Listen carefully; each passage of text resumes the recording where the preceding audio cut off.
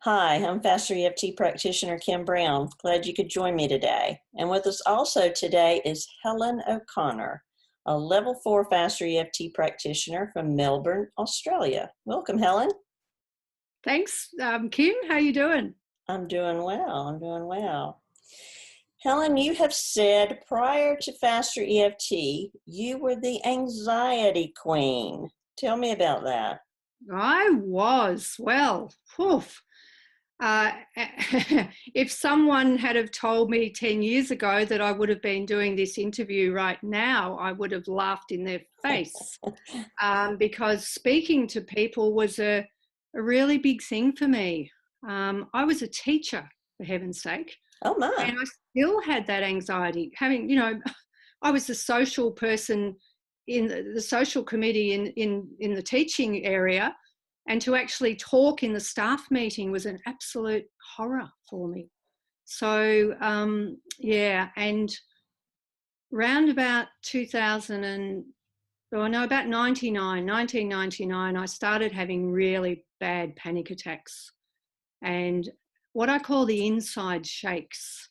So I had this level of anxiety that was going on for a long time, probably all my life. I mean, I'd used alcohol and other things to push down the emotions, but when I had kids and they were the age that some of the stuff that happened in my past happened, it all just started racing back for me. So this anxiety was very, very, very big back then.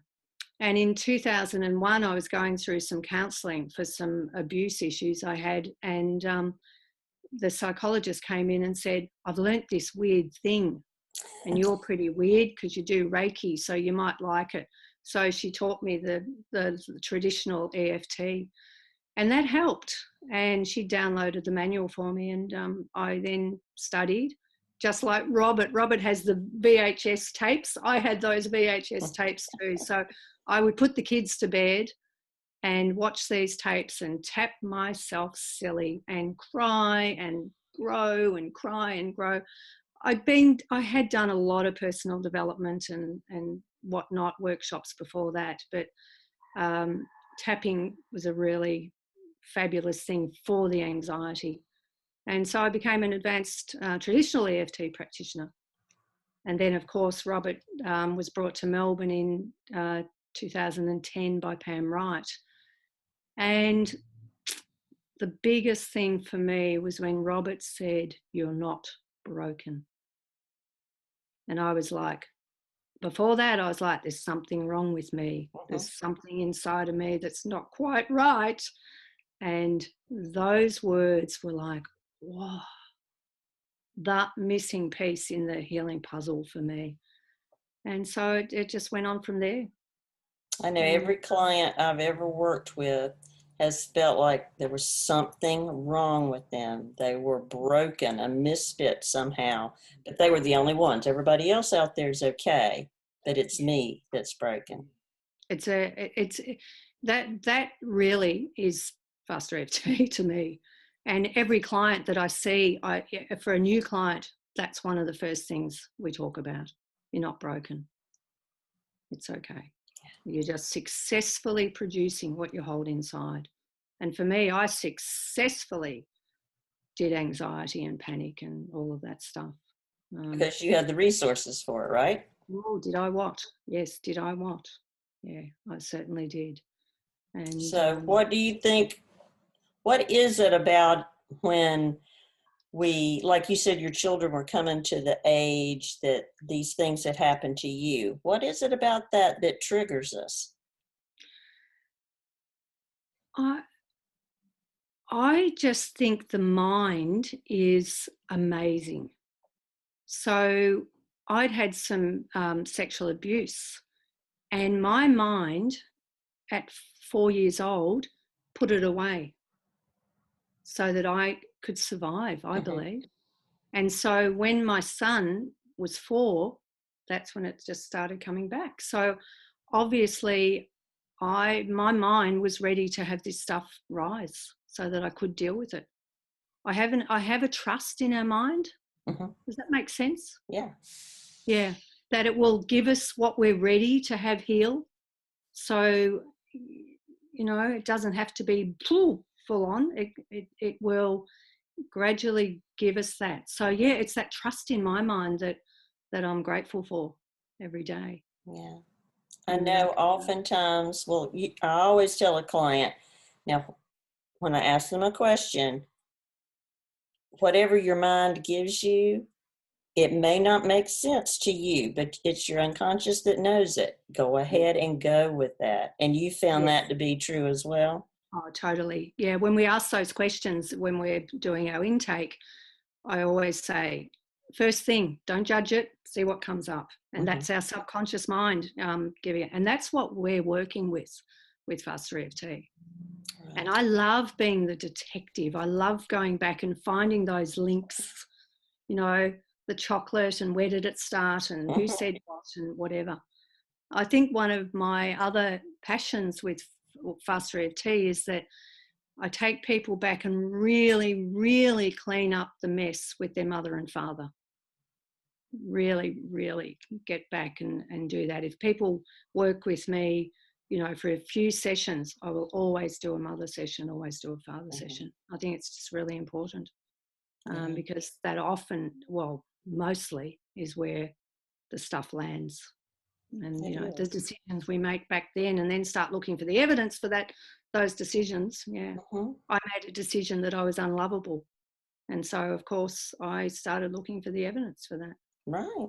And associating with anyone you thought would supply that information? Yeah. Oh boy, did I look for love in all the wrong places, Kim. I'm going to write a book. The secrets will be coming out. Whoa, boy. Yeah. So, you know, it's a process too. It's been a lovely process. You know, actually my weight release process was an interesting one because I thought, beauty, you know, yay, Fast EFT, I can hit this one. Had lots of sessions on my weight. And it wasn't until about 2 years ago that my mind was ready to go to a memory where I realized that I had known I was protecting myself, but I was actually protecting my first husband and also my family because I was in a domestic violence situation and I told no one. So it was like, oh my God, yes, I know the weight's been protecting me from all of my stuff, but here I was protecting him and also my family. And it was like, ding, ding, ding, ding, ding.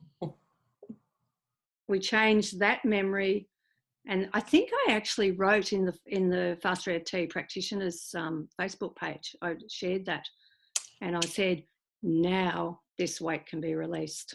And, you know, 30 pounds later, there we go.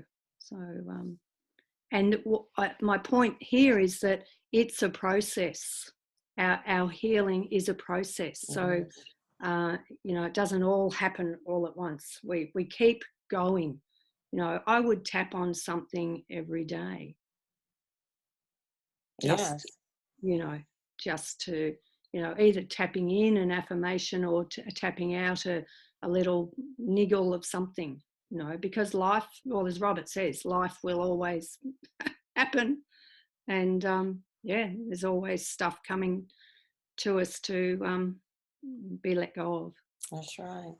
Yeah. And well, being a Faster EFT practitioner does not protect you from what's going on in the world. And it also doesn't protect, I mean, we're all gonna die at some point. I have just experienced death in my own family. Faster EFT did not keep death away, but I'm sitting here talking to you right now. And my husband died 5 weeks ago today. That is nothing short of a miracle. Now, you've experienced grief and loss as well. I have, yes. 4 years ago, my soulmate, I've had 2 marriages, and then I had 12 years alone, and I met a soulmate, and we had 3 years together, and then he suddenly died at the age of 62, I think that's how old That's how your my husband husband was, was. yeah. Yeah. So I was 54 years ago. I'm 63, 59. And yes, as soon as I got that phone call, this is what I started doing. Mm-hmm. That's what I started doing.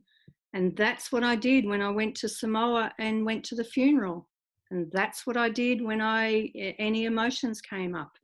And that's what I did when, I'd be awake in the middle of the night and I'd put the Polynesian music on and tap and cry and release and release.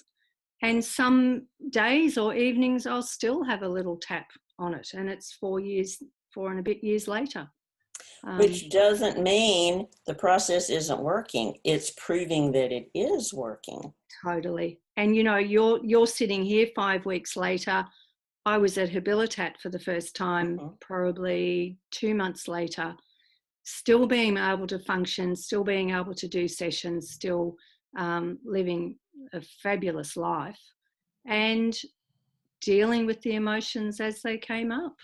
And I think that's one of the beautiful things about Faster EFT is we have this tool for in the moment. And tools are to be used. Tools aren't to be hung on the wall and admired.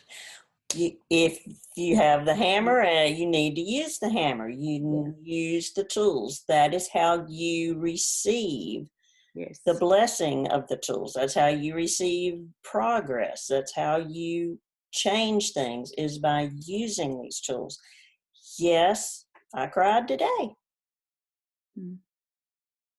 And what did I do? I tapped.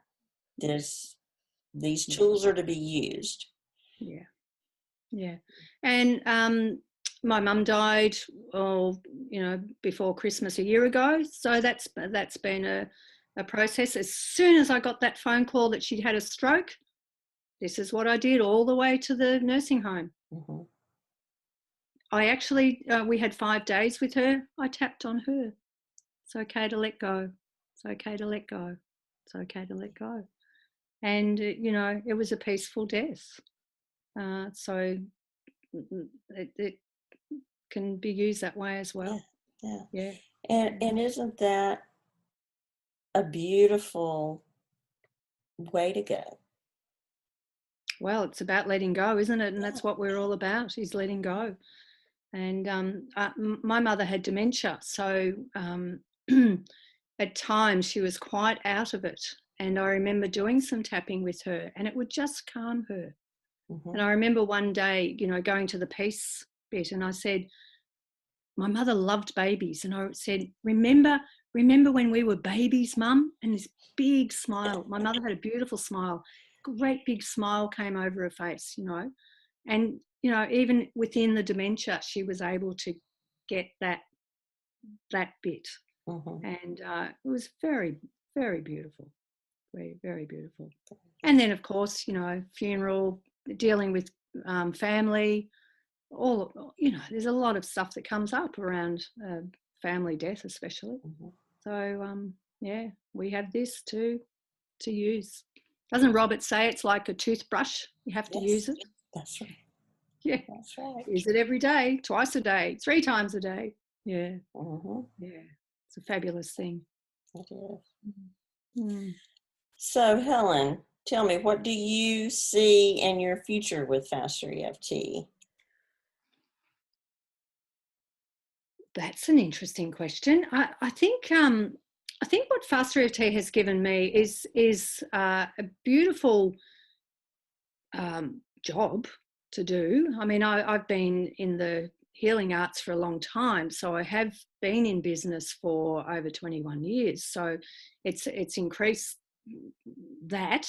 But I'm also sort of semi-retired, so I'm creating all sorts of fabulous things to do in my life. One of the things that I did a couple of years ago was act on an intention that I had. I always wanted to travel. Something in me loves America. I don't even know what it is, but I had this thing in my head that I wanted to travel around America for 9 months in a camper van or something and do that. And then but my mum was in the nursing home, and I thought, oh, I can't do any of this until mum dies. I'll have to wait, whatever. Then David Bowie died. Mm-hmm. And he died at 69. And I thought to myself at that moment, I'm going to be 62 at the end of this year. This was a couple of years ago. And I thought, I better get a move on here. So I just put a post on Facebook and said, I'm feeling like doing some traveling. So does anyone want to meet me? How's the ego there? Does anyone want to meet me? And do you have a couch? Well, this 3 months trip was created out of that. Wow. I went to Seattle. I went to Vancouver. I went to see Fritz in East Oregon. I went to San Francisco. I went to Santa Cruz. I did a road trip with Deb Hatley from San Francisco across to Oklahoma City to Roberts. I went to Philadelphia. I flew to England. I went to Finland, Switzerland, and Italy. Wow. And then back to America, South Carolina, but and it went on. Not all faster EFT people, but other friends that I have around the world as well. So I believe faster EFT has given me courage to move through any of those fears that I had, and just the ability to have ideas and act on them and move through any rubbish that's in the way of me creating what I'm going to do. I'm actually going to Paris in October. Wow. To live as a writer, to fully as a writer, and do a course and maybe finish my book, maybe write a new book. I don't know what's going to happen, but that has happened recently and I'm that excited. So my life just has, has lovely things that happen, but I create them. I act on my ideas. I meditate an hour every day in the morning, and my creativity comes up in that, and I act on whatever feels good. That is beautiful. And I can't believe it sometimes. I'm like, oh, for heaven's sake. I'm coming back to America in the end of May as well. Very good. Yeah. So if anyone wants to meet me, let's see what we can do. Yeah. Wonderful. I'm going to Chicago this time and Seattle and so LA. Yeah. Going to see Rod Stewart and Cyndi Lauper at the Hollywood Bowl. Wow. That's just through people I've met and whatever. Yeah. That is beautiful. Yeah. So at 63, I can travel, I can do what I like, I can, and then I say, okay, well, I better have some funds for this. So, okay, I'm open for business, and guess what? The clients come. I tend to be able to have that intention, and then it comes. Or I do a bit of work as I go along. Anyone I stay with gets a session. That's very good. All of that. Excellent. So it's not a take. It's a give and take thing. I totally believe in balance and an exchange and working it out. So yeah, it's that's fun. Beautiful. And the interesting thing is I listened to you talk about setting your intention and creating. We're actually doing that from birth, but it's not what we want or what we say we want, but we're setting the intention and we're creating our future from this pile of garbage that we're collecting, that we're calling is ourself in our life. Yes. Yeah. What a great way of putting it, because every thought is an affirmation. Mm-hmm. So as we let go of that pile of garbage, it creates the space for us to create the good stuff. And one of the things that I'm really involved in or interested in is gratitude. Mm-hmm. And so as we let go of the the yucky stuff, we look for the stuff to be grateful for. So we are creating new neural pathways Yes.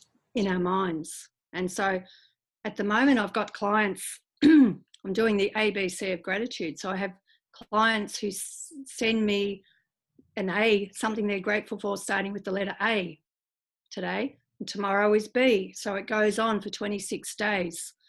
And it takes 21 days to create a habit. So it's a way that I'm getting people to do a little bit of homework, that it's not too hard, but we're creating new neural pathways. We're letting go of the stuff in sessions, but then we're looking for the good stuff. Yeah. And I do it as well every day. Yeah. So we do continue to work on ourselves. It's not something that we reach a point and say, well, I can put that away. Don't have to work on me anymore. Yeah, exactly. We don't sit in our little caves, you know, being gurus. That's, you know, not the way I operate, that's for sure. So yeah, I like doing the work alongside people. You know, we're all equal. We're all just doing the best we can with what we have. And I love my clients. I just, you know, really love them. So it's a good thing. I'm sure they love you too. Yeah, sometimes I can be a bit hard. I was called a bossy aunt once. Oh, she's like a bossy aunt. I said, oh, okay, I'll own that. Sometimes we need to tell it like it is too. If someone's in their story, you know, it's like, hey, hang on here. Can you hear yourself? So I do have the guts to get in there and call people on their story. So because that's all it is. It is a story. That's the story. It is not who they are. Exactly. And we all have our stories. And yeah, sure, we can share them, but we can move through them and actually be grateful. I mean, I'm grateful for that first marriage. It started me, the day I kicked him out was the day I started my self-development. And that's over 30 years ago. Louise Hay's book landed in my lap. You know, started reading You Can Heal Your Life. And it took me on an amazing adventure that we call this life. Yes. Yes. And it's been pretty funny and pretty, you know, pretty full on at times as well. So, yeah. So, Helen, if you had one thing that you could share with those who are watching today, what would it be? Keep going. Be persistent. Commit to yourself. Commit to your self-love, because this work is about self-love. And once you can do that, look in the mirror. If you can't look in the mirror and say, I love you, then start practicing that and, you know, see what comes up. So love yourself, love others. Yeah. You take care of what you value, don't you? Very good. Yeah. Well, thank you so much, Helen. I hope you have a wonderful time traveling. Maybe I'll get to see you when you come over here in May. Maybe you will. Maybe you will. I don't know that Florida's on my list yet, but I'm not going to be in Florida much longer. So. Oh, where are you moving to? North Carolina. Ah, okay. I went to Charleston, so that was my Carolina. So, yeah. No, I really appreciate everything you do, Kim. I think it's a great thing you're doing. So, thank you. Really, really enjoyed it. Thank you. And Helen and I thank all of you for watching today. Remember, no matter what you've experienced in the past, today really is a new day. Thanks for watching, and we'll see you next time.